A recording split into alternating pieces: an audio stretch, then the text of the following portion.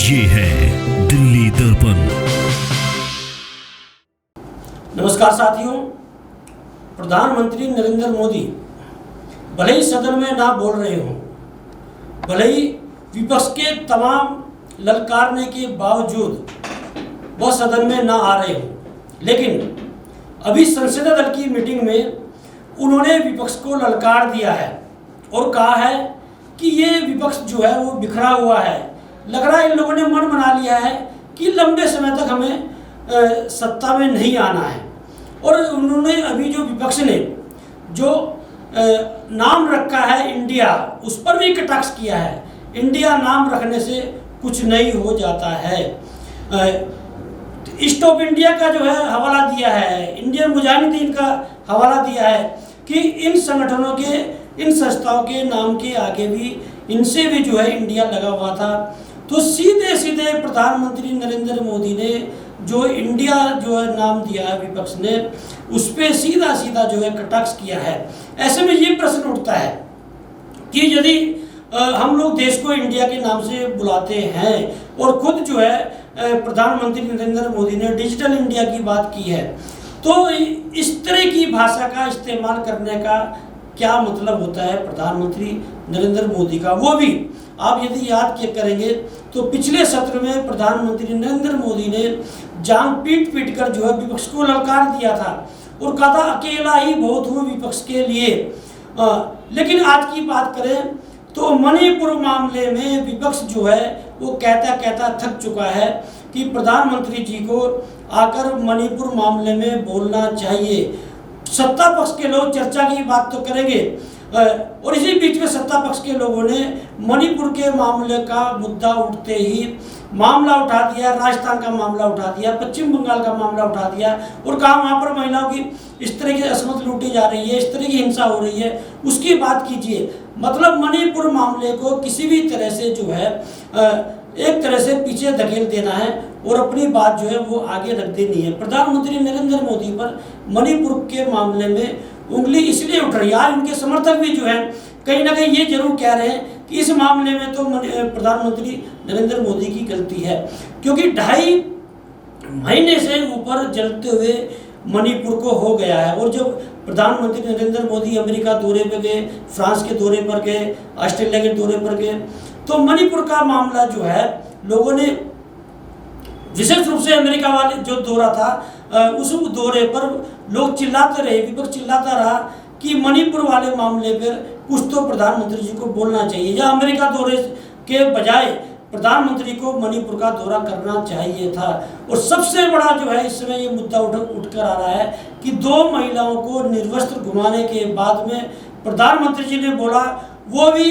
1 minute भी नहीं बोले प्रधानमंत्री जी मणिपुर के मामले पर। इतना कहा कि मेरा जो दिल है वो पीड़ा से और गुस्से से भरा हुआ है, दोषियों को जो है सजा मिलेगी। ऐसे में ये प्रश्न उठता है कि इतनी जघन्य अपराध, इतनी जघन्य घटना जो है वो 5 मई को होती है और 19 जुलाई को आकर जब वीडियो वायरल होता है तब लोगों को जानकारी होती है। और एक और चर्चा सत्ता पक्ष के लोगों ने कर दी है कि ये वीडियो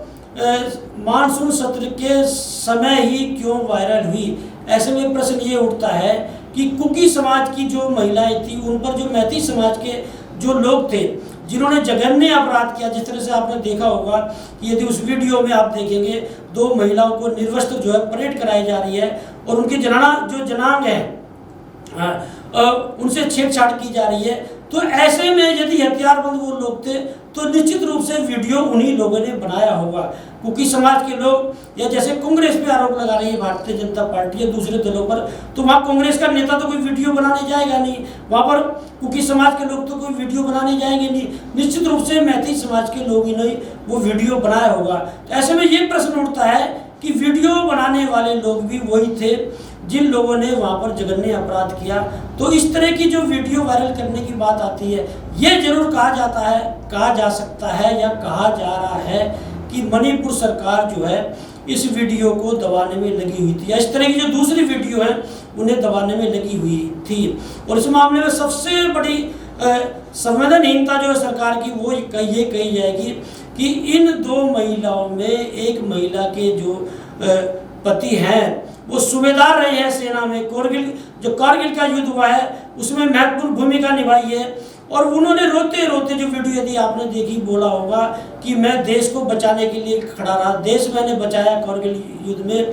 लेकिन अपनी पत्नी की इज्जत नहीं बचा पाया, मेरे ही सामने मेरी पत्नी को निर्वस्त्र कर दिया गया। इस तरह की घटना यदि आप देखेंगे तो देश के आज़ाद होने के बाद में ये पहली घटना है, लोकतंत्र के इतिहास में ये हिंदुस्तान में पहली घटना है। लेकिन सत्ता पक्ष की आप बेशर्मी देखिए, सत्ता पक्ष की जो है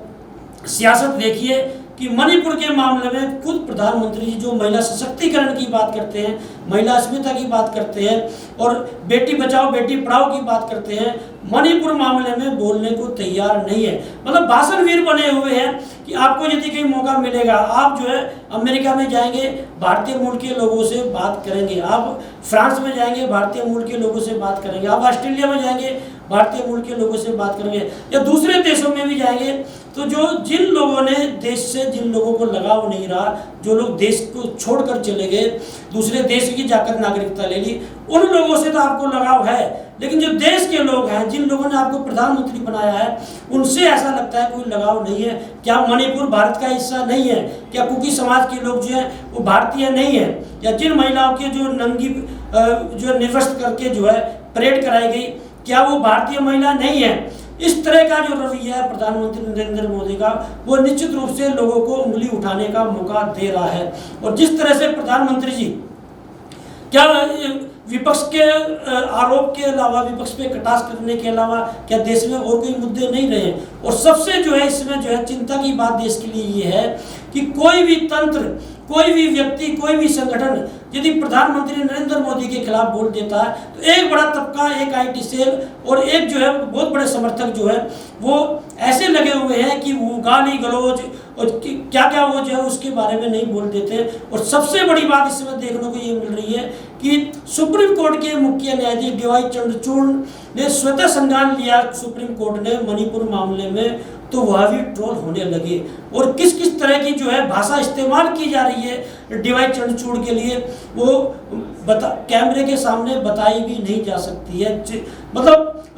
हम लोग पत्रकारिता के क्षेत्र में जब हम लोग आए और हम लोगों को सचेत कर दिया जाता था कि कोर्ट के मामले में जो है कुछ भी नहीं लिखना है, बचना है उससे। और आज देख लीजिए आज जो देश में कैसे हालात पैदा हो चुके हैं कि सुप्रीम कोर्ट के मुख्य न्यायाधीश को गाली गलौज की जा रही है, ट्वीट किए जा रहे हैं। और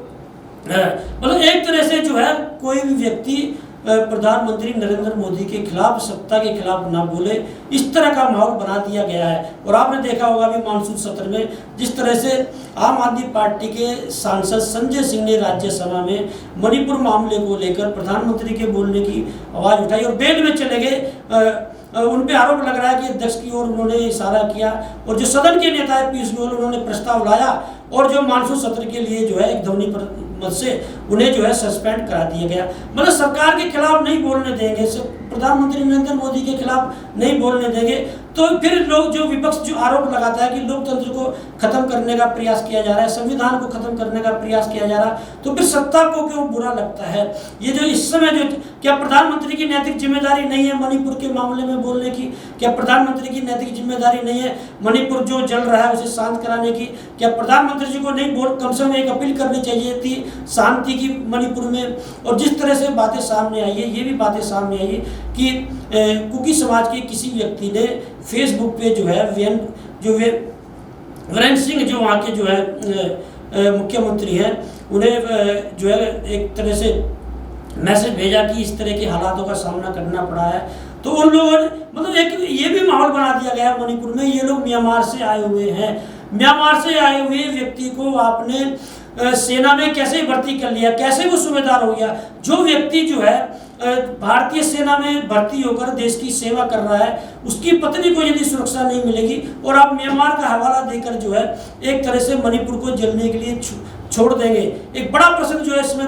देश में ये है कि यदि मणिपुर जो है 3 महीने होने जा रहे हैं कि यदि मणिपुर वहाँ पर मुख्यमंत्री से नहीं संभाला जा रहा तो राष्ट्रपति शासन वहाँ पर क्यों नहीं लगा? प्रधानमंत्री नरेंद्र मोदी ने और गृह मंत्री ने वहाँ पर एक्शन क्यों नहीं लिया? क्योंकि ये भी सूचनाएं आ रही हैं कि मणिपुर की एक एक बात की जानकारी गृह मंत्री और प्रधानमंत्री को दोनों को रही, और वो स्वाभाविक भी है। किसी भी राज्य में यदि इस तरह का माहौल बनता है तो एक एक बात की रिपोर्ट जो गृह मंत्री को जाती है। तो इसमें सबसे बड़ी बात ये है कि प्रधानमंत्री जी जो है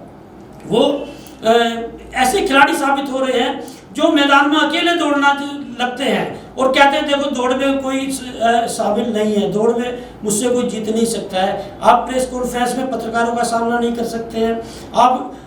सदन में आके विपक्ष का सामना नहीं कर सकते हैं, आप किसी आंदोलन में आंदोलनकारियों का सामना नहीं कर सकते हैं। यदि आप 9 वर्ष का कार्यकाल प्रधानमंत्री जी का देखेंगे